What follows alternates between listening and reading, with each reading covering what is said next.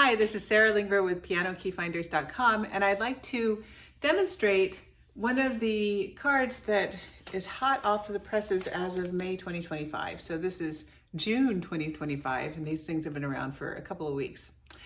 This particular card is a 6-2-5-1 card, which means that the four chords in this card are based on the sixth, the second, the fifth, and the first note of any particular scale, any major scale. In my system, all of the tonic or number one chords are yellow. Purple is the number 2, orange is the 6, and red is the 5. There are a couple other colors there too, but we're doing 4 of the 7 diatonic chords. So this card was inspired by a whole bunch of different pieces that my students are currently learning, and it just makes learning easier and fun. So I'm going to play this card combination. I've lined it up so that it's in the key of C major. So you're going to hear an A chord, D, G, C. Those are the chords you're going to hear. So A minor, D minor, G7, C. When I'm having my students play these, I often have them say the names of the chords. A minor, D minor, G7, C.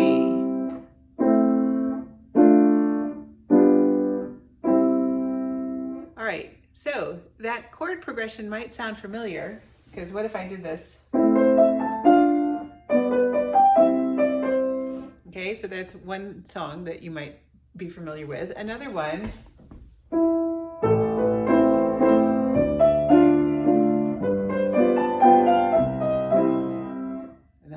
Or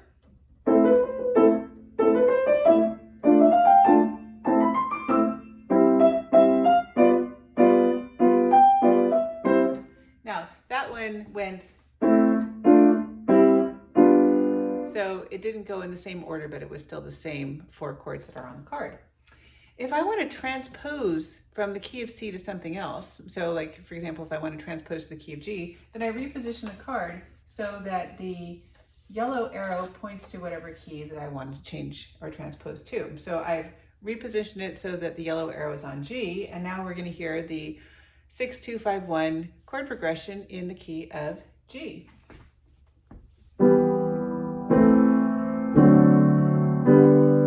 So in this case, it's E minor, A minor, D7, G. If I wanted to transpose it to D, because I'm going around the circle of fifths, then I would take the yellow arrow and I would move it down or up to a D. So now we're in the key of D, where the 6-2-5-1 chords are B minor, E minor, A7, D. One thing that's really nice about this particular pattern is that the fingering for all of the chords is consistent. So once you learn the fingering for one key, then you're going to use the same fingering for all of them. So as we go around the circle of fifths, even if the keys appear to be harder, like you're transposing into B major or F sharp major, or whatever, the hand shapes and the fingering are the same. And so what I found is the more my students do this, then their hand is going to the correct location on the keyboard without having to consciously think about it. What happens often is that their hand will be ready to go, and then they'll look down at their hand, they'll be like, I'm not in the right place, they'll move it, where they were moving it from the right place to the wrong place. Another thing that I can do with these cards, because every time I use these with students, I'm like, oh, and then there's that, and then we could do this. So I'm looking at this thinking, well, what if I wanted to play these chords with my right hand? What would I do with my left? And what's the easiest way that I can have my left play bass notes that make sense with those chords? And it just so happens that the dominant, or the 5th note of the scale, in this case it's G because I repositioned it on C, all of the notes of the roots are within the 5-note G scale. So I'm going to play a 5-note G scale down here. So 6-2-5-1 in the key of C would be A, D, G, C. So you notice my hand didn't move. My fingers are on the notes of a 5-note G scale, A, D, G, C, and that'll work on all of the other 5-note major scales. So if I want to accompany my chords with the left hand, then I have my formula to figure it out. So if I play them together,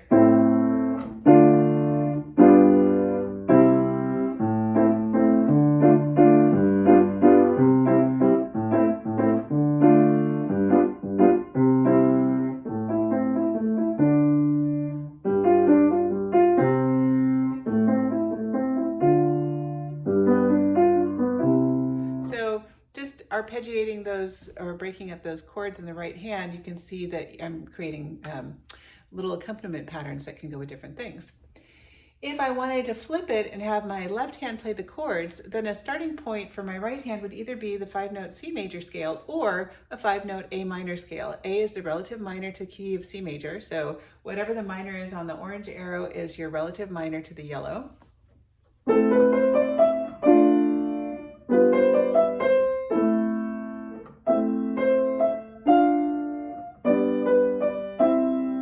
So there's a lot of things that you can do melodically that way.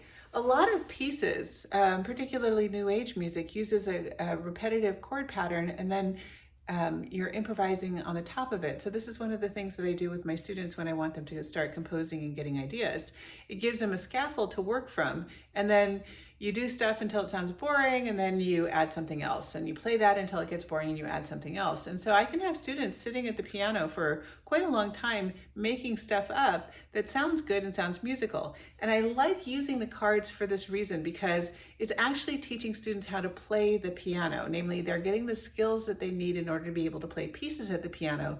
But when you're doing chord progressions rather than individual chords, you're actually playing as you would be seeing things in music. And the way I like to think about it is that when you're in the key of C, you're going to see commonly A minor chords, D minor chords, G chords, F chords, though the F chord isn't in this particular card. And they're always going to be hanging around each other. So here, when you're looking at a piece of music like that Chopin waltz or the Bergmüller arabesque that I demonstrated earlier, those chords are compatible and they're always together. So as they're doing this, it's a really good exercise for ear training, because it's getting you accustomed to noticing this. Now in the cards here, you'll notice that the scale degrees of the individual chords are the numbers that are in here. They're not fingering numbers, they're scale degree numbers. So we're going minor, minor, dominant, major. If I have a student with small hands, instead of doing the whole dominant seventh, sometimes I'll take off the 7. And so then they're doing minor, major, minor, minor, major, major. So those are just 2 root position, second inversion, chord inversion combinations here. Or if their hand can make the 7th, but they're not so good with the other notes, and we'll take out either the 3rd or the 5th. If I wanted to change these 2 chords into major chords, it's pretty easy because you've got a flat 3. So if I want to change the flat 3 to a normal 3, then I move the 3rd over 1 key. If I wanted to take a major chord and make it minor, then I would flatten the 3. So here's the 3 for the major chord, and I would play it flatted rather than normal. And so the layers of learning that are in the chords, you start out with playing the notes that are underneath playing the keys underneath the notes, getting used to that movement, and then from that point on, you can start delving into the depths of the particular card. I would love to hear what your successes are with your students when you're using these with them. I personally, of course, see, I've got the Sarah bias, but I personally will never go back to not teaching all 12 keys to all of my students from their very first lesson, going around the circle of fifths, because I think it frees students. It gets them much more comfortable in playing the complete keyboard. It gets them ear training. It gets the muscle memory building up in their hands. And the more muscle memory they have and the more ability my students have to play, then the easier it is for them to transfer those skills of playing to reading music and actually playing pieces.